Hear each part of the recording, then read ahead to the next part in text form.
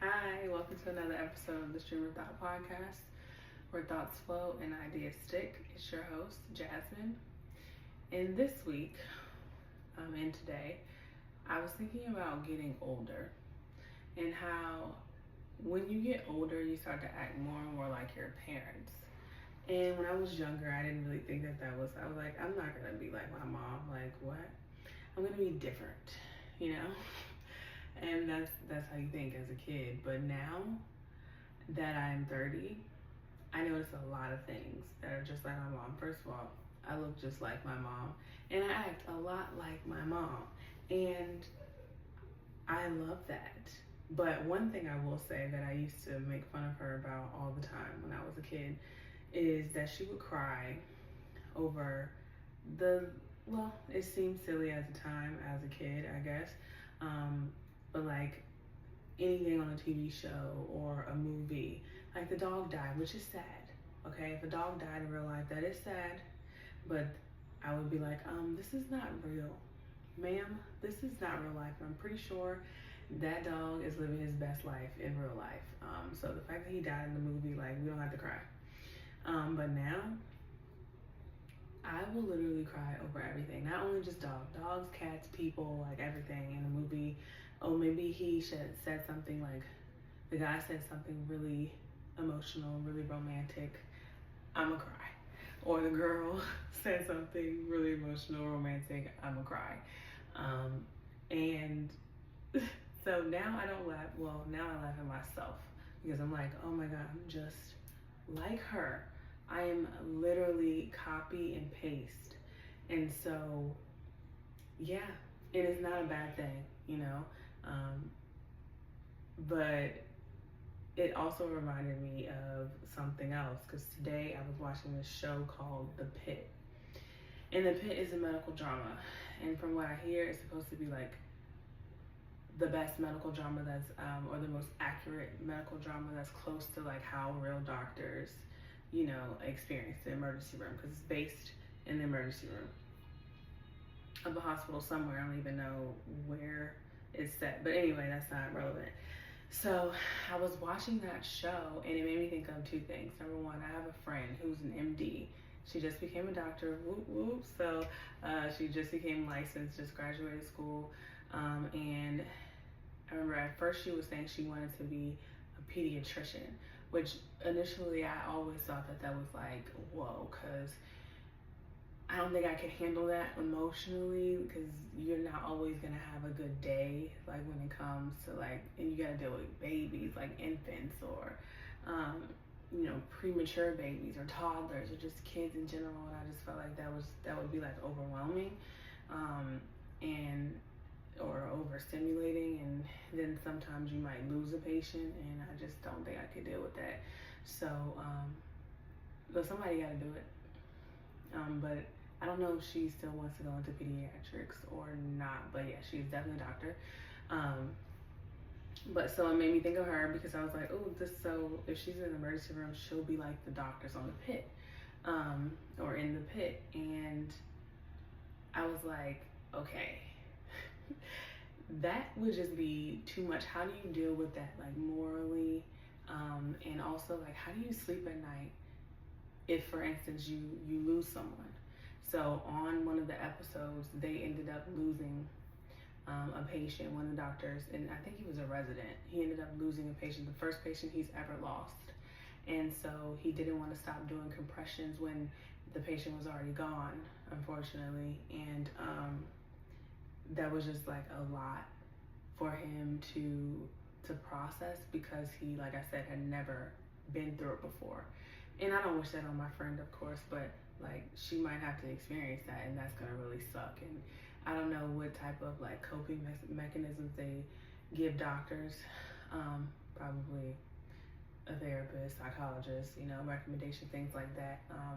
But I can only imagine how hard that would be, which is why I'm not an MD. Well, I'm not gonna say that's the only reason why I'm not an MD, but that probably definitely pertains to why I chose not to be an MD and decided to go and be a PhD because I'm way more interested in research.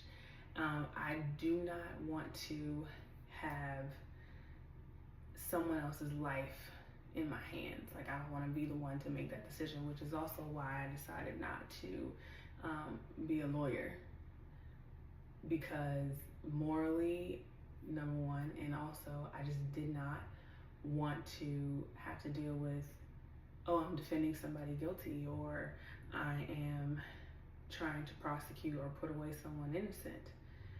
I just couldn't really wrap my head around it, and so I just don't want that responsibility. But yeah, so second thing about the pit that just really made me cry but laugh at the same time was that, so that patient that the doctor lost, it was very emotional, so of course I started crying. And so, but it made me laugh because I was like, okay, I'm doing it again. I'm just like my mother. So I'm crying over something that's not even real. This person is very much alive in real life, but in the show, they're not, and that is devastating. Which also reminded me of this show called Psych that I think I mentioned before in another episode, but yeah, Gus on Psych, he always would say how he's a sympathetic crier. So whenever somebody else would cry, he would cry too. And fun fact, I learned that that's not even what sympathy is. I just did a paper last week on sympathy and empathy and the differences between the two, differences and similarities between the two. So you can be sympathetic and that can lead to empathy, but they are two different things. So a sympathetic person would see somebody crying and feel bad for that person crying, but they're not also gonna cry too. An empathetic person feels the emotions of that person. So if you're crying, I'm crying too. If you're happy, I'm happy too. Like, I literally feel it, and that can cause you to be like overstimulated and start feeling like other people's stresses, and being empathetic can be a lot. But I think obviously it was a joke on Psych when he was saying I'm a sympathetic crier, but really it's an empathetic crier. So I'm definitely an empathetic crier, and just I don't know, and maybe it comes with it definitely comes with age, or maybe like your hormones change and all that stuff. Like, I don't even know how I would need a doctor to explain it, because I was definitely not a crier when I was a kid. Like, it was rare. It was rare and far in between the times that I would cry, and now it's just like every little thing, And I think like when I become a mom, I'm probably gonna be crying all the time. And then my daughter or my son is gonna be looking at me crazy, like I was looking at my mom. So, and I think all I can do is laugh, like, wow, that's crazy that have the tables turned, So yeah, that show was really interesting. Another medical drama, and I don't like all medical dramas, but I like some. The Residence is pretty cool. I used to watch Grey's a lot, Grey's Anatomy, and then it just got like way too repetitive for me. But the first 9 or 10 seasons, I was like into it, and then after that, I never watched it again. But I do know some like diehard Grey's fans, and they don't call it Grey's Anatomy, they call it Grey's, because they just love Meredith and all of them. But that's not for me. I actually didn't really start getting into medical dramas until this year, and just became like fascinated by it, especially The Pit. The Pit is super interesting. I highly recommend it. 10 out of 10. Another thing that actually came up today that I was like, that's an interesting topic, and I don't know how I feel about that. Somebody said that they adore their ex-girlfriend, and I was like, okay, that's interesting. I mean, I've literally never adored an ex before. I feel like if I adored them that much, then they probably wouldn't be my ex, right? So I think that people break up for a reason, and I've never had a amicable or good breakup. It was always something that caused the breakup, and so then it just fell apart and we never talked again, type of thing.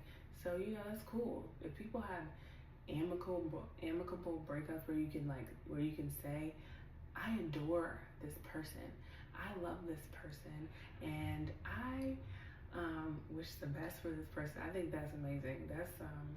That might be growth right there. That's something. That's just something I feel like, I don't know. For me, I just feel like, if I feel all that for you, then what are we doing not together? Something happened. Either I'm lying. Like, I gotta be lying. If I say like, oh, I just love them, they're so great, I'm lying. There's something about you that obviously I didn't like, or there's something about me that obviously you didn't like, and we didn't work. Now, some people can still be friends with their ex, but if you really had feelings for that person, like strong feelings like that, how can you be friends immediately after you break up?